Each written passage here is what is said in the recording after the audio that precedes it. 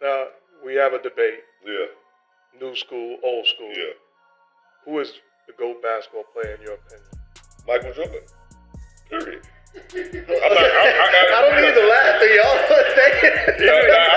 I get it. Everybody says LeBron James and Kobe Bryant. The young gonna say my son, LeBron James. Because they know he hasn't seen Michael Jordan. I've seen Mike.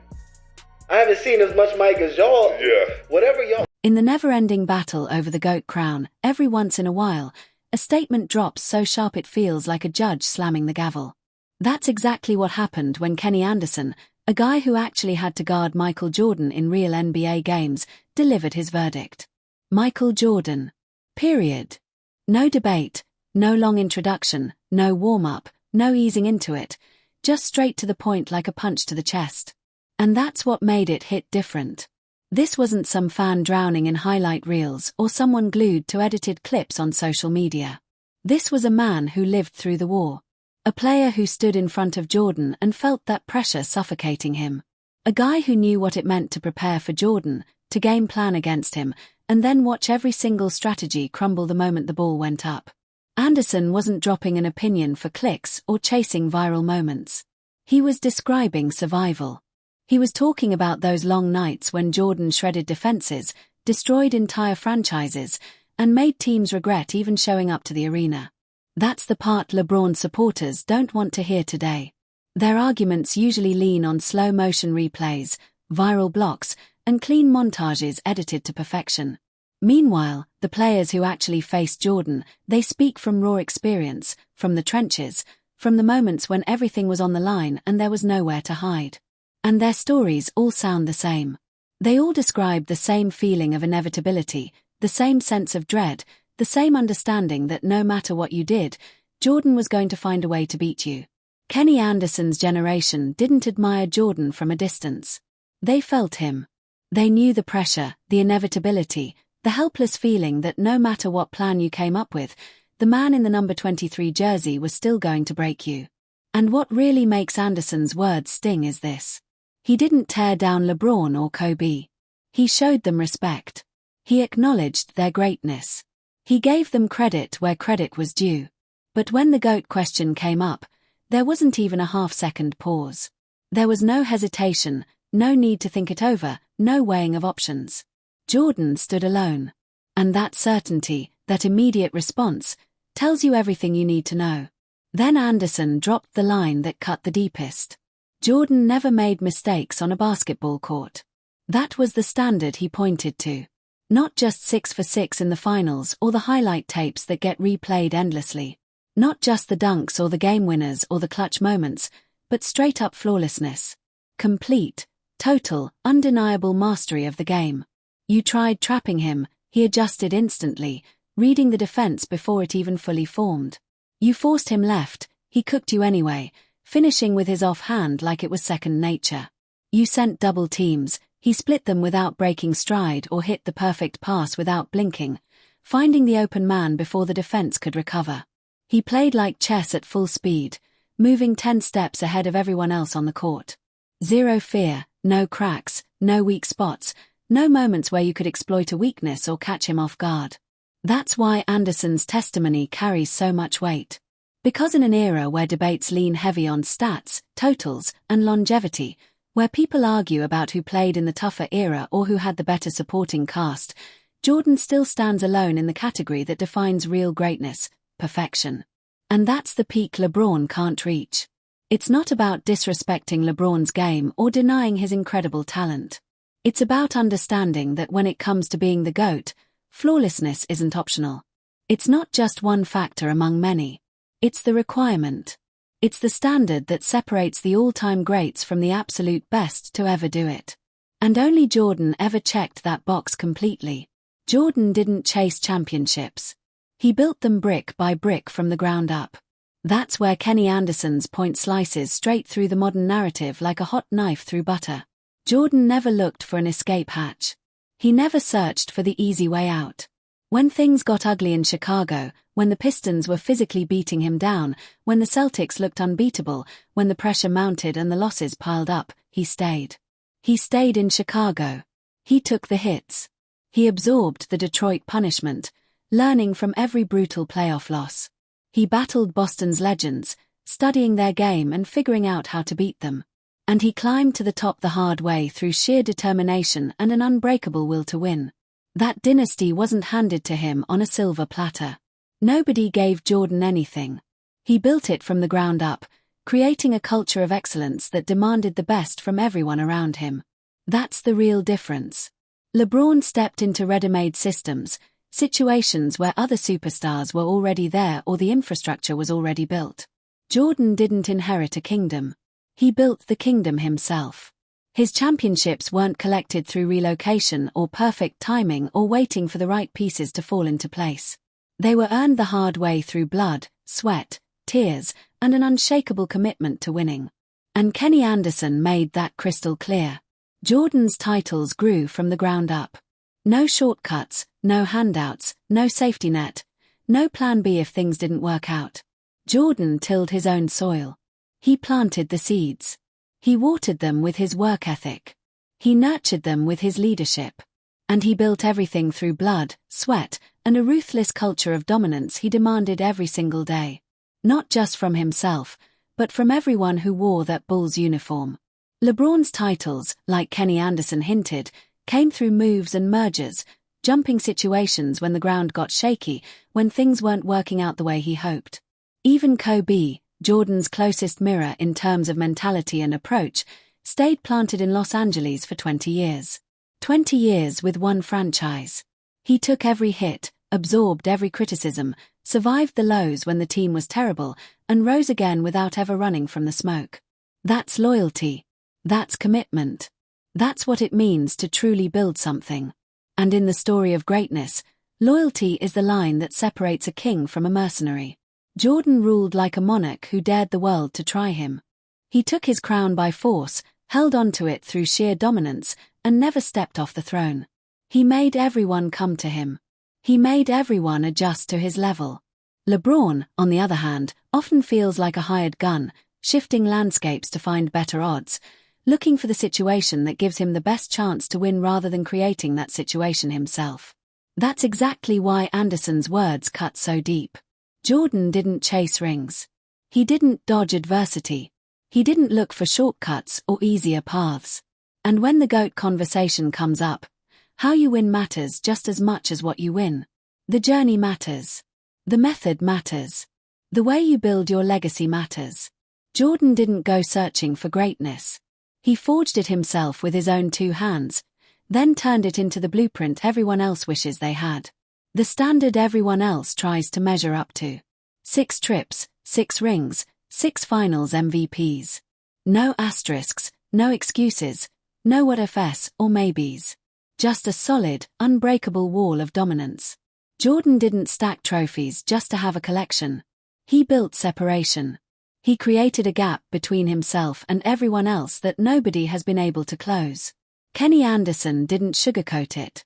He said it straight. 6 for 6, never lost. That truth wrecks the debate before it even starts. Because while LeBron's defenders yell about tougher eras and deeper competition, while they argue about super teams and different rules, the finals don't care about context. The finals don't care about your excuses or your explanations. The finals define legacy. Period. And in that fire, in that ultimate test, Jordan was flawless, perfect, unstoppable. LeBron stands at 4 wins and 6 losses. For championships are nothing to sneeze at. They're incredible. But 6 losses in the finals, that's a different story. And even 2 of those wins needed saving. Needed someone else to make the play that mattered most. In 2013 against the Spurs, he turned the ball over twice in the final minute of Game 6. If Ray Allen doesn't hit that miracle corner 3, one of the most clutch shots in NBA history, Miami's done. No Ray and that record flips ugly fast. LeBron goes home with 1 fewer ring and the narrative changes completely. Then in 2016 against the 73-9 Warriors, even with big moments, even with the block and the performances, the title was sealed by Kyrie Irving's dagger over Steph Curry in the final minute of Game 7. Kyrie made the shot that won the championship. That's the gap. Jordan closed every door himself. He was always the one taking the final shot, making the final play, putting the nail in the coffin. LeBron needed someone else to hold it open, to make the play that sealed the deal. Without Kyrie, without Ray, the story looks very different. That's not hate. That's not disrespect. That's history. That's what actually happened. Jordan never needed a rescue plan because he was the rescue plan. He played the Ray Allen role, the Kyrie Irving role, and the ultimate closer all rolled into one. Always the finisher. Always the one you feared in the final seconds. Always the one who wanted the ball when the game was on the line. And LeBron's history isn't just losses. It includes straight-up breakdowns, moments when the pressure got to him. 2011 against Dallas when the chosen one faded into the background. When he disappeared in the fourth quarters and let his team down when they needed him most. 2014 when San Antonio tore Miami apart with beautiful basketball, exposing every weakness. 2018 when he passed up the decisive shot in Game 1, then unraveled in overtime, letting the moment slip away. Jordan never cracked in those moments. Never wavered, never hesitated. His finals runs weren't about luck or fortunate bounces or needing someone else to bail him out. They were controlled, ruthless showcases of dominance. Performances where he imposed his will on the game and the opposition had no answer. That's why 6-0 isn't just a stat on a resume. It's a mindset. It's about certainty, control, zero hesitation, zero doubt. LeBron's 4-6 record stays on the resume like a shadow that won't move. A reminder that he fell short more times than he succeeded on the biggest stage. And that's why Kenny Anderson's statement hit so hard. 6 trips, 6 wins, 6 unquestioned crowns. Jordan's perfection still stands untouched and nobody has even come close to matching it. Jordan wasn't just a scorer. He was a storm system, a force of nature that you couldn't predict and couldn't escape. Force him left, he glides to the basket like it's nothing. Force him right, he elevates over you and buries the jumper. Send 2 defenders, he splits the trap like they're not even there, spins into that impossible fadeaway that you've seen 1,000 times but still can't stop, or slices you apart with a laser pass to the open man for an easy bucket. That's what Kenny Anderson survived night after night. And that's why his words still shake the debate today. Why they carry so much weight. Jordan was deadly with either hand in the mid-range where he lived and killed teams. Cold-blooded in transition, pushing the pace and finishing in traffic. Relentless from tip-off to buzzer. Never taking a play off, never giving you a moment to breathe. And in the post, it was pure precision. No wasted movement, no mercy, just efficient, beautiful, unstoppable basketball. You couldn't trap him without paying for it somewhere else. You couldn't trick him with disguised defenses or fake schemes. You couldn't scheme him out of a game. No matter how smart your coach was or how well prepared your team was, his completeness smothered entire defenses, left them helpless and frustrated. Scouting reports got erased like chalk dust the moment he stepped on the floor. And that old claim that Jordan didn't pass, that was never truth. That was just a lazy narrative pushed by people who didn't actually watch him play or understand the game. The reality was simple. He didn't pass because he didn't have to. When you're that good, when you're that unstoppable, when you can score whenever you want, however you want, why would you give up the ball? He could command, control, and create whenever he wanted. The walking definition of flawlessness on a basketball court. And when the moment demanded it, when winning required him to trust a teammate, Jordan always made the championship play. In 1991, he kept finding John Paxson dagger after dagger, trusting him to knock down open shots to put the Lakers away. In 1993, he collapsed Phoenix's defense, drew all the attention, and trusted B.J. Armstrong to punish them from the perimeter. In 1997, he literally told Steve Kerr to be ready, that he'd get the ball if the defense collapsed. And Kerr drilled the game winner that sealed another championship. That's not luck. That's foresight. That's basketball IQ at the highest level. Those weren't empty assists to pad stats or make himself look unselfish. That wasn't stat padding or trying to please critics.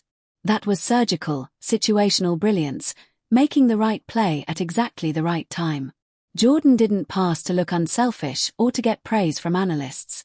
He passed to win, and that's all that mattered. And when you stack that next to LeBron James, when you really examine the differences, the contrast jumps off the screen. For all his greatness, and he is great, flaws show up in defining moments. The shaky free throws that stayed a gamble for 2 decades of his career, never really improving despite all the work. The inconsistent jumper stuck around the mid-30s from deep, never becoming truly reliable. And the hesitation those weaknesses create, the doubt that creeps in when the moment gets big. We've seen him pass up shots in crunch time. We've seen him avoid going to the line when the game's on the line. We've seen him shift the moment to someone else, defer when he should attack. Pressure exposed cracks in LeBron's game. But with Jordan, pressure revealed glory. Pressure brought out the best in him every single time. He wanted the double team because it meant the defense feared him. He wanted the free throws because he knew he'd make them. He wanted the shot history would replay forever because he believed he'd make it. And he took it every single time without fail, without hesitation, without fear. That's the dividing line between greatness and the GOAT. Jordan's game had no air leaks, no escape valves, no weaknesses for opponents to exploit. Meanwhile, LeBron's brilliance always comes with conditions, with asterisks, with situations where his flaws show through. And in the GOAT race, even the smallest weakness gets you eliminated. Even one flaw can be the difference between being one of the greats and being the greatest. That's exactly why Kenny Anderson brought Kobe into the conversation.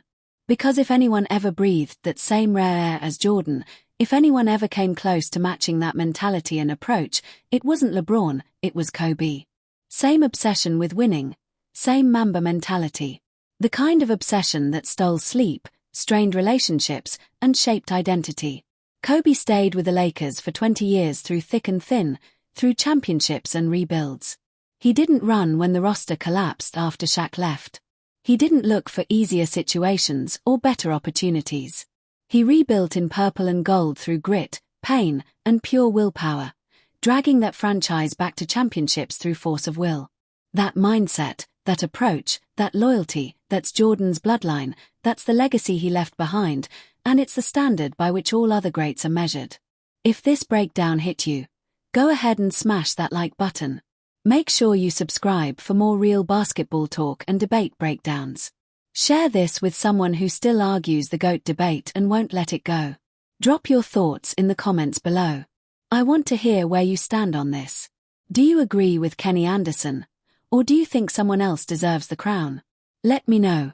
And yeah, I'll catch you on the next one.